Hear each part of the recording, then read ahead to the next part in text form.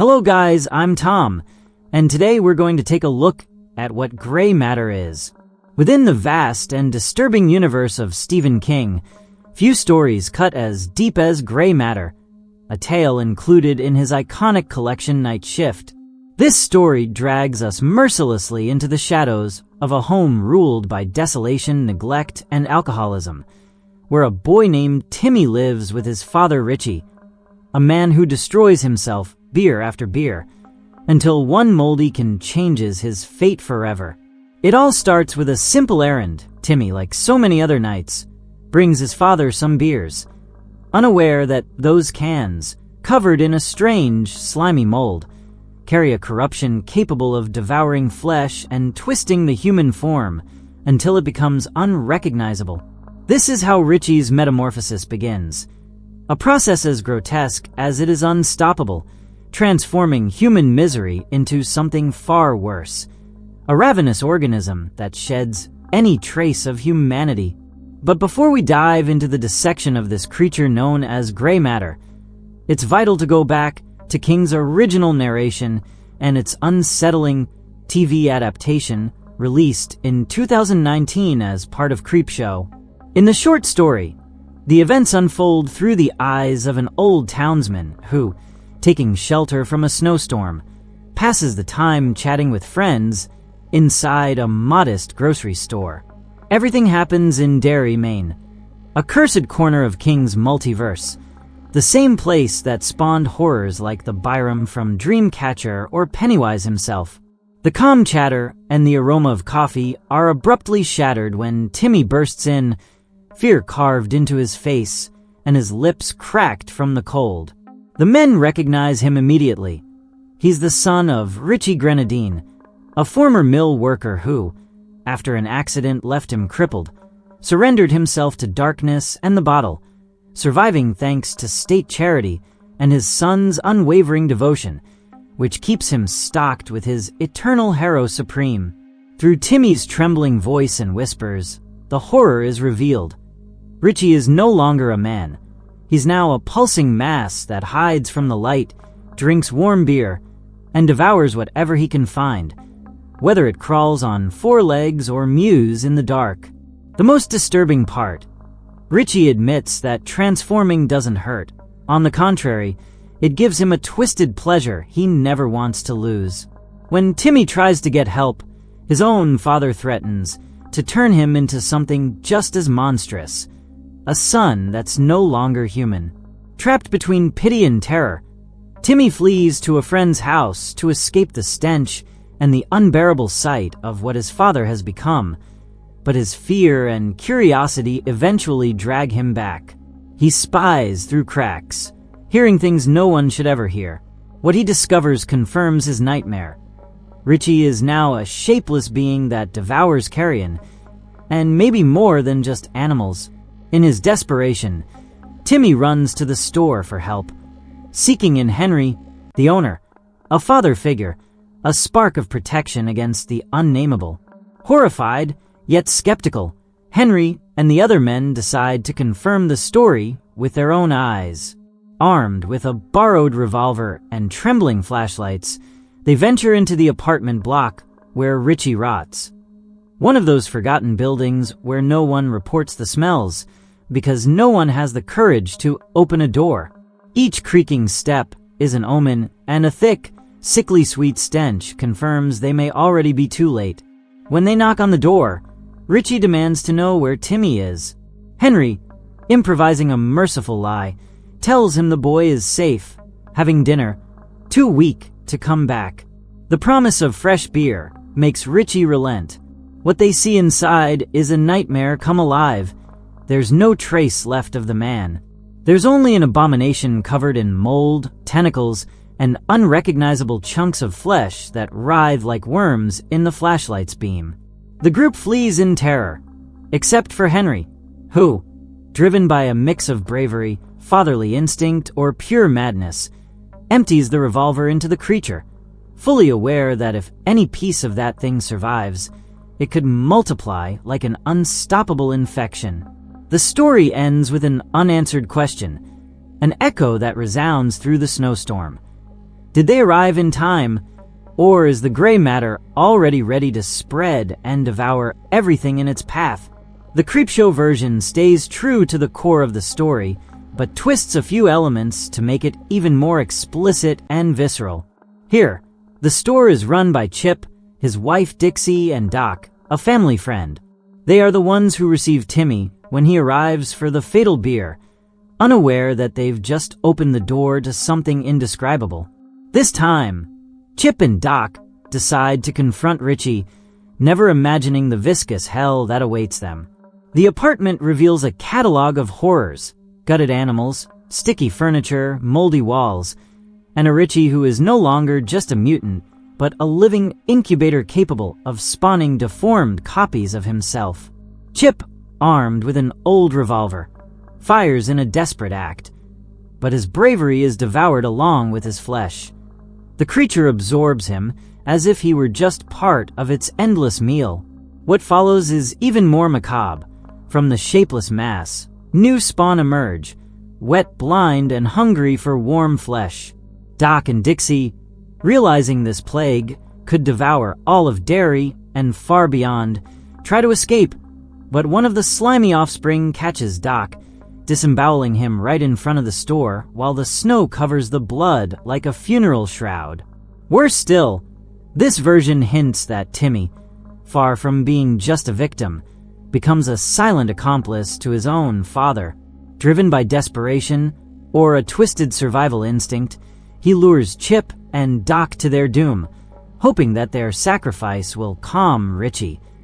Though we all know the hunger of gray matter is never satisfied. The ending remains open, buried under the snowstorm that muffles the screams and buries any hope of salvation. A patient latent infestation, ready to devour the next house, the next town, the next world, one moldy beer at a time. Now that we've already walked step by step through the entire story of that horror known as gray matter, from the pages written by Stephen King to its version brought to the screen by Creepshow, it's time to zoom in on what truly makes this abomination unforgettable. Its grotesque form, its twisted behavior, the abilities that make it a nightmare nearly impossible to eradicate. And to top it all off, we're going to dive into some of the most unsettling theories that King's fans have crafted, in an attempt to decipher what the hell this thing really is and how Richie ended up being devoured slowly but inexorably by his own rot.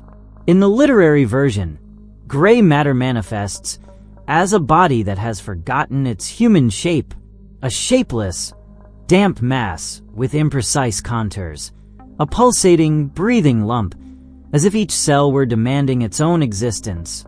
Its color is a sickly gray, mottled with greenish stains that spread like mold on a damp wall. Nothing remains of the silhouette that once was Richie Grenadine.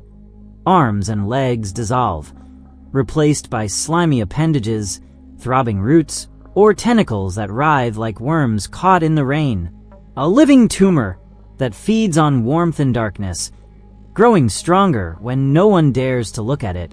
What's chilling is that the change doesn't happen all at once. On the contrary, it advances slowly, like a fever, like a cancer with a will of its own.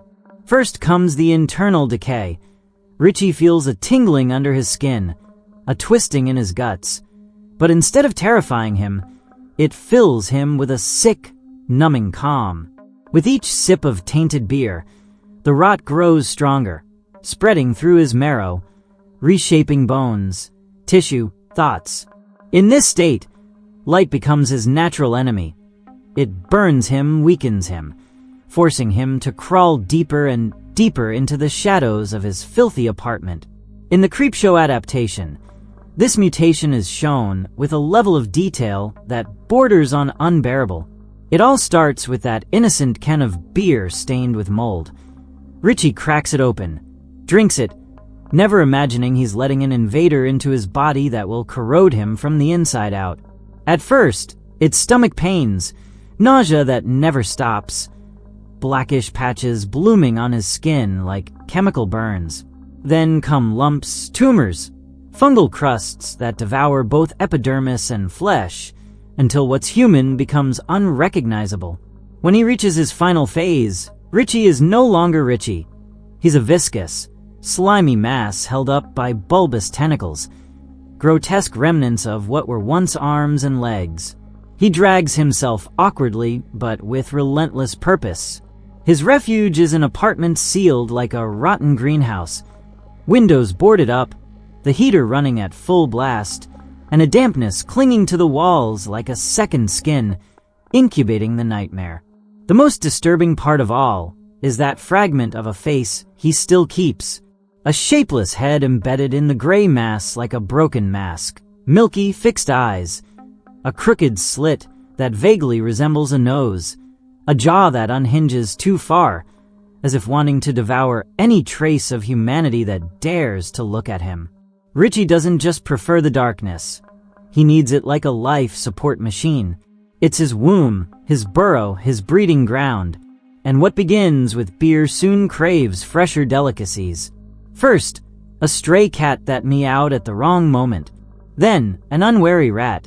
Next, the flesh of a lonely neighbor or a homeless man no one will miss. The creature hunts in silence, under a blanket of shadows that protect it from the deadly burn of the light.